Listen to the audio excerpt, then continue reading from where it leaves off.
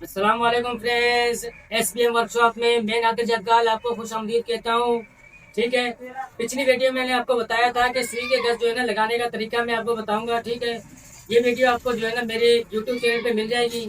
ٹھیک ہے فرینڈز، یہ گز کھول کے اس کو فٹ کرنا بالکل ہی آسان ہے۔ ٹھیک ہے، آپ اپنے گھر بیٹھے بیٹھے اس گز کو چینج کر سکتے ہیں، لگا سکتے ہیں۔ میں نے آپ کو جو ہے نا بتا بھی دیا تھا کہ فرسٹ میں آپ نے یہ نیٹ کھولنا ہے۔ ٹھیک ہے، باریک سا نیٹ ہے۔